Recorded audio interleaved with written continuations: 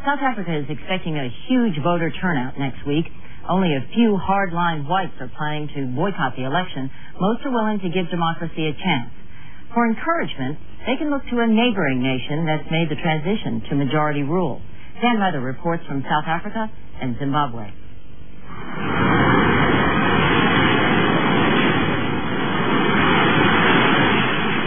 Across South Africa, many white citizens worry that the good life will turn bitter and more dangerous for them under black majority rule. For some, like the Walkden family, the fear has become too great.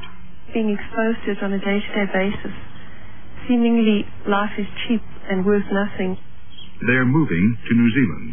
What would you say to that family? I would say no. I have no cause for fear at all. Be at peace. Robert Mugabe is president of Zimbabwe, South Africa's neighbor to the north, what used to be Rhodesia. 14 years ago, it was Zimbabwe that changed its government from white minority control to black majority rule. There was a lot of disquiet, concern about having a new president. David Hasluck was a farmer back then who joined other whites in a vicious war with the forces of Robert Mugabe, a declared Marxist-Maoist revolutionary. Did you have fears for yourself and your family after the revolutionary forces won? Yes, of course. There was great concern that there would be chaos and there was possibility of a bloodbath. 14 years later, Zimbabwe has seen neither bloodbath nor the promised revolution. The new black-run government focused not on retribution, but on improving the economy. Zimbabwe's tremendous natural resources help fuel the economy. The magnificent scenery of Victoria Falls and abundant wildlife are major tourist attractions. And after mining and agriculture, tourism is Zimbabwe's biggest income earner.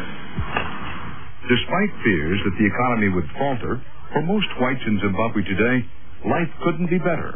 Oh, yes, it wouldn't be anywhere else in the world. The whites are here. They still are in control of the economy.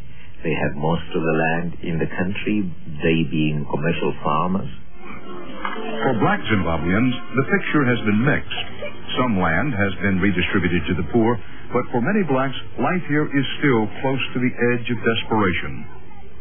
What has happened in Zimbabwe is this. Neither black hopes nor white fears have been fully realized. For blacks who were hoping for dramatic change, poverty remains a common experience. We were thinking that it will be better, but it's getting worse. It's getting worse. I think it's a tragedy. In a garden across town, Ian Smith, the last Prime Minister of old Rhodesia, is tolerated by the black government even as he accuses it of communism and corruption. Why do you stay? Because it's my country. I was born here. My roots go down deep, and I love it. Those who have stayed would tell their neighbors in South Africa how little has changed compared to how much more has stayed the same.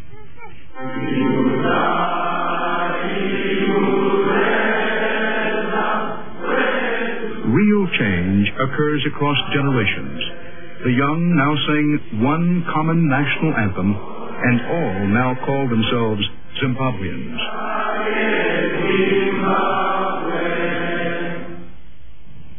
In South Africa, the voting begins on Tuesday. CBS News will be there, and Dan will have another special report on Monday.